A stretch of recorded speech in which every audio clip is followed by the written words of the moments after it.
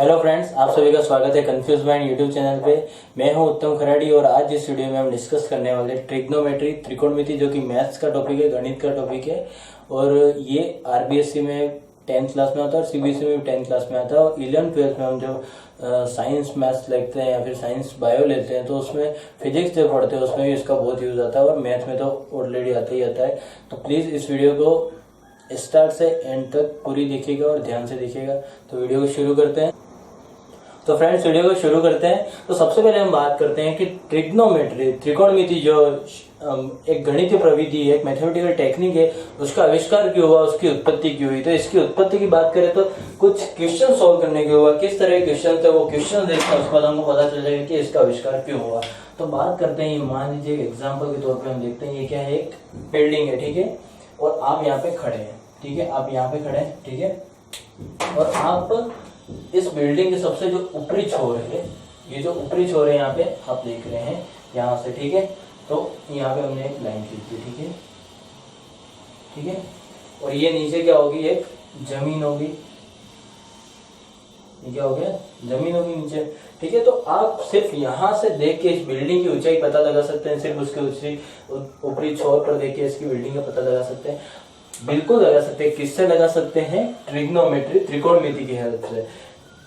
यहाँ पे क्या हो रहा है एक्चुअली, यहाँ पे एक 90 डिग्री का कोण बनेगा। जब आप किसी बिल्डिंग को एक जमीन के बिल्कुल वर्टिकल खड़ा हुआ देखेंगे तो वहां पे क्या बनता है, 90 डिग्री का कोण बनता है। तो ये 90 डिग्री का कोण इस त्रिभुज को क्या बना देता है, एक समकोण त्रिभुज बना देता है। तो यहाँ पर जब एंगल बनता है कोई भी, तो इस एंगल की मदद से त्रिकोणमिति जो है, इस एंगल की मदद से, त्रिकोणमिति की मदद से हम क्या कर पाते हैं, इस हाइट का पता लगा पाते हैं। इस तरह की जो ऊंचाई होती है, इस तरह की लंबाई, किसी भी माप का हम बिना किसी स्केल के नापे, बिना किसी मीटर के नापे इस तरह की ऊंचाइयों का पता लगा सकते हैं। तो इसी वजह से त्रिकोणमिति, ट्रिग्नोमेट्री का क्या हुआ, आविष्कार हुआ। इस तरह की ऊंचाई, इस तरह के माप को नापने के लिए इसका आविष्कार हुआ। तो ध्यान रखना हमको, इसका आविष्कार क्यों हुआ।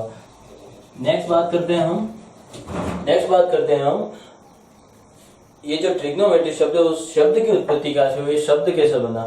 तो ये ट्रिग्नोमेट्री जो शब्द है वो एक 3 ग्रीक लेटर से मिलकर बना है, 3 ग्रीक शब्दों से मिलकर बना है, जो है ट्राई, गोनो और मेट्रोन, ठीक है। तो ट्राई का मतलब जो था, यहाँ पे हम देख रहे हैं ट्राई, यहाँ पे दिख रही है ट्रिग्नोमेट्री में। ट्राई का मतलब क्या है, 3, ठीक है। गोनो वहाँ पे दिख रहा है आपको, तो यहाँ पे क्या है, गोनो का मतलब साइड, भुजा, ठीक है। और मेट्रोन से क्या बना, मेट्री बना।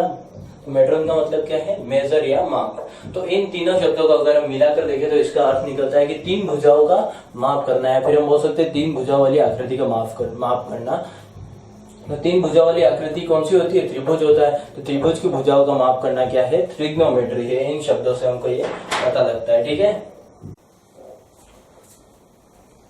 नेक्स्ट हम बात करेंगे समकोण त्रिभुज की, क्योंकि जो पूरी ट्रिग्नोमेट्री है वो किस पे बेस्ड है, किस पे आधारित है, समकोण त्रिभुज पे आधारित है, राइट एंगल ट्रायंगल पे आधारित है। क्योंकि जो भी रेशो वगैरह पढ़ने वाले हैं हम, लंब, आधार, कर्ण के जो भी रेशो हम पढ़ने वाले वो सब क्या होंगे, किस पे आधारित होंगे, समकोण त्रिभुज पर आधारित होंगे। तो समकोण त्रिभुज क्या होता है उसकी बात करते हैं। सबसे पहले बात करते हैं समकोण क्या होता है। समकोण होता है 90 डिग्री का, 90 डिग्री का कोण क्या होता है, समकोण होता है, ठीक है। 90 डिग्री का कोण क्या होता है, समकोण हो गया, ठीक है।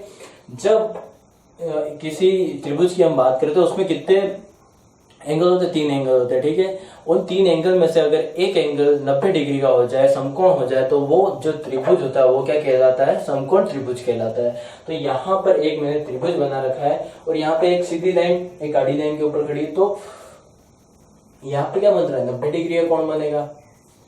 तो जब यहाँ पे 90 डिग्री का कोण बनेगा तो ये जो त्रिभुज है ABC वो क्या बन जाएगा, समकोण त्रिभुज बन जाएगा। तो ये क्या है, ABC एक समकोण त्रिभुज है, ठीक है।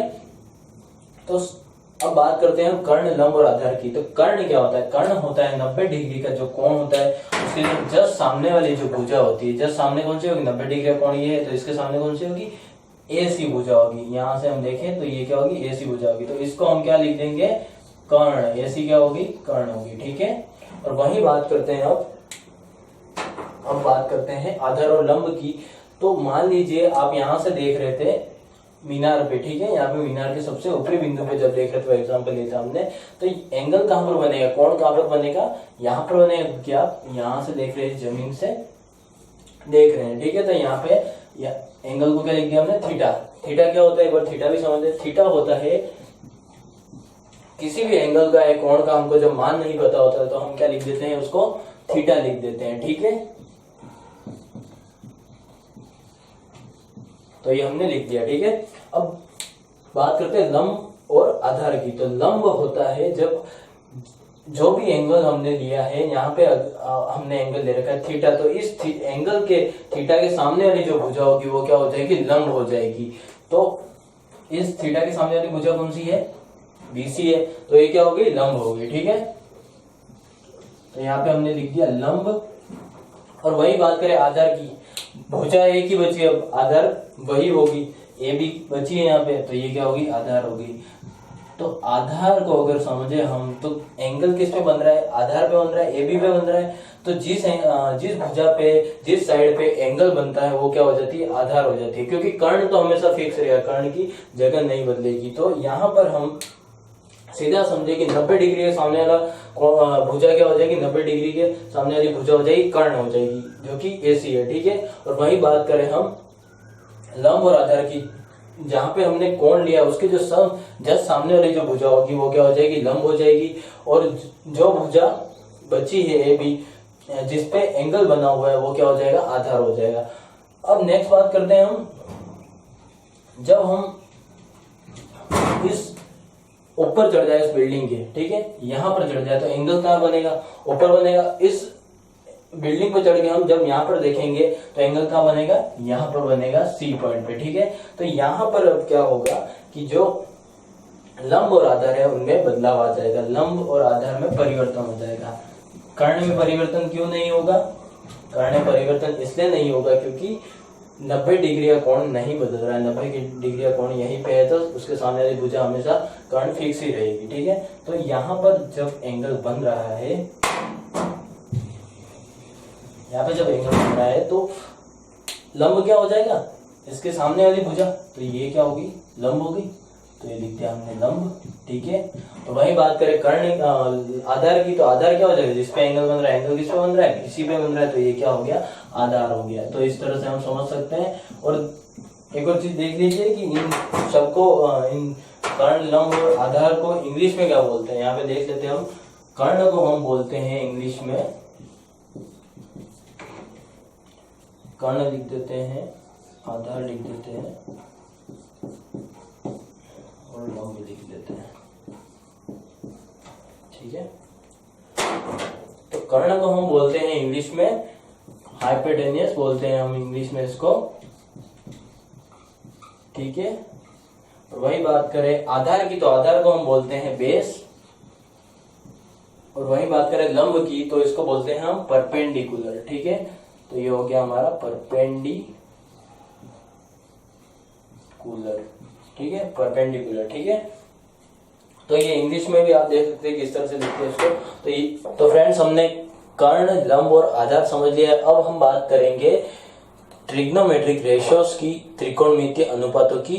तो त्रिकोणमितीय अनुपातों की बात करने से पहले हम समझेंगे अनुपात क्या होता है। तो अनुपात होता है सीधा सा, जैसे हम 10:20 लिखते हैं, तो इसको जब काटने पे हम 1/2 लिखेंगे तो ये क्या हो जाएगा, 10 और 20 का क्या हो जाएगा, अनुपात हो जाएगा। और इसको सीधा सा हम क्या लिख सकते हैं, 1/2 लिख सकते हैं। तो अनुपात को हम 1/2 के रूप में भी लिख सकते हैं। अब बात करेंगे हम ये जो समकोण त्रिभुज है इसकी भुजाओं का अनुपात, इन भुजाओं का भी तो अनुपात हो सकता है। तो वैसे ही हम बात करेंगे लंब बटे कर्ण, मतलब कि BC/AC की, ठीक है। लंब बटे कर्ण की बात करेंगे जब हम,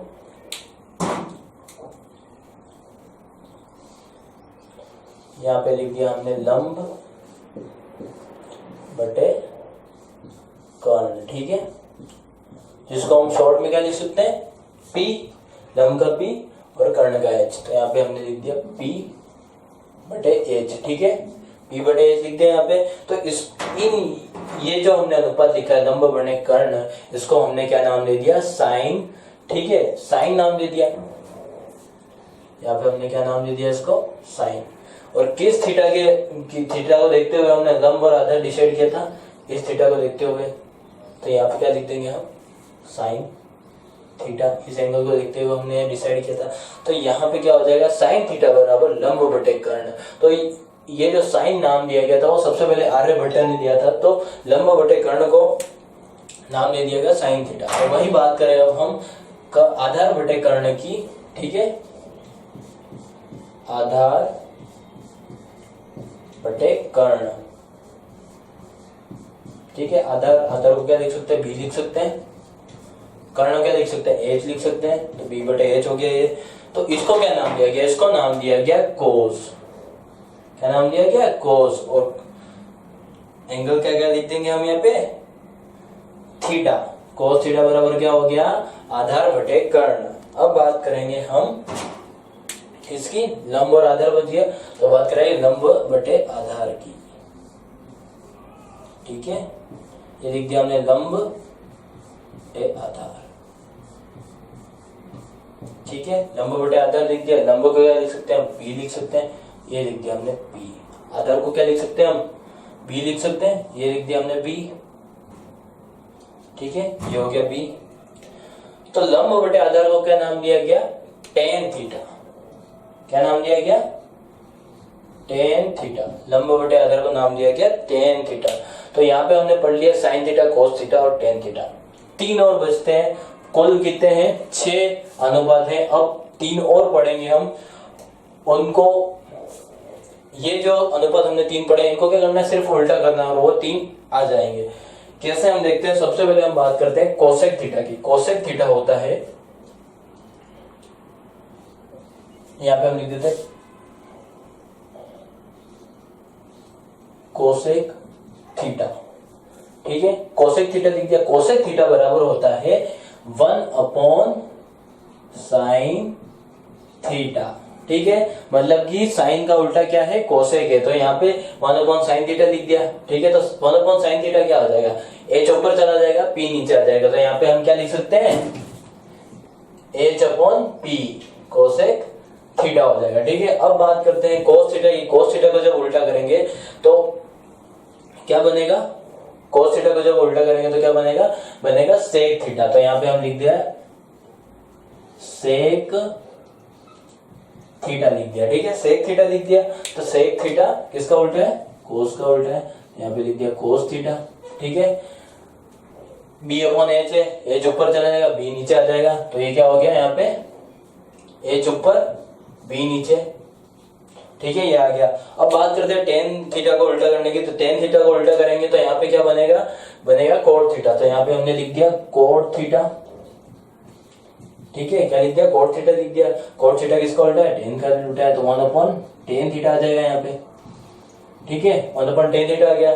तो यहाँ पे क्या होगा, बी ऊपर चला जाएगा, बी नीचे आ जाएगा। तो यहाँ पे ये आ गया बी ऊपर और बी नीचे, ठीक है। तो इस तरह से ये क्या हो गया, 6 अनुपात हमने पढ़ लिए हैं यहाँ पे, 6 अनुपात यहाँ पे हमने पढ़ लिए। अब यहाँ पे बात करते हैं कि एक बार यहाँ पे वापस देख ले, साइन थीटा का उल्टा क्या है, कोसेक थीटा है। कोस थीटा का उल्टा क्या है, सेक थीटा है। और टेन थीटा का उल्टा क्या है, कोट थीटा है, ठीक है। अब बात करते हैं इनको याद करने की, किस तरह से इनको याद किया जाए, क्योंकि ये जो रेशोज है वो बहुत ही इंपॉर्टेंट है पूरी ट्रिग्नोमेट्री में। सिर्फ हमको ये इन पे ज्यादातर क्वेश्चन सोल्व करने हैं। अगर ये याद नहीं होंगे तो हम आगे क्वेश्चन सोल्व नहीं कर पाएंगे, इसलिए उनको ध्यान से पढ़ना बहुत ही जरूरी है और इनको याद करना बहुत ही जरूरी है। तो इनको याद कैसे करना है वो अब देखेंगे हम। एक और चीज यहाँ पे देख लीजिएगा, जैसे यहाँ पे P लिखा है तो P की जगह पे क्या आएगा, BC आएगा, ठीक है। तो यहाँ पे BC भी लिख सकते हैं हम, और H की जगह पे क्या आएगा, AC आएगा। तो यहाँ पे AC लिख सकते हैं हम। और वही बात करें B की, तो B की जगह पे क्या आएगा, AB। तो AB बटे H क्या है हमारा, AC है, तो AC भी लिख सकते हैं। इस तरह से हम इनको AB AC और इस तरह से भी लिख सकते हैं पूछा होगा, ठीक है। और यहाँ पे आप देख ही लिया किसका उल्टा है, साइन का उल्टा क्या है, कोसेक है। कोस का उल्टा क्या है, सेक है। और टेन का उल्टा क्या है, कोट है, ठीक है। तो यहाँ पे अब बात करेंगे इनको किस तरह से याद किया जाए, कौन से क्या ट्रिक होगी इनको याद करने की। तो यहाँ पे सिंपल सी ट्रिक है। इंग्लिश वालों के लिए सबसे पहले बात करें, इंग्लिश वाले कैसे याद करेंगे। तो यहाँ पे हम लिखेंगे पंडित, पी का पंडित, बद्री प्रसाद हर हर भोले, ठीक है। पंडित बद्री प्रसाद हर हर भोले, ठीक है। यहाँ पे हमने ये लिख दिया। तो ये इस ट्रिक में है क्या, आप देखना क्या, P अपॉन एच के हिसाब से अगर देखें तो P अपॉन एच कहीं मिल रहा है, दिख रहा है आपको इस पूरे बोर्ड में, कहाँ दिख रहा है, P अपॉन एच दिख रहा है हमको यहाँ पे साइन थीटा में। तो ये जो है साइन थीटा का फॉर्मूला क्या हो जाता है, P अपॉन एच। तो यहाँ से हमको क्या मिल गया, साइन थीटा मिल गया। अब वही बात करें B अपॉन एच की, B अपॉन एच कहाँ दिख रहा है हमको, B अपॉन एच दिख रहा है कोस थीटा में BH, ठीक है। तो यहाँ पे क्या मिल गया हमको, BH मिल गया ये। तो ये क्या हो गया, कोस थीटा हो गया।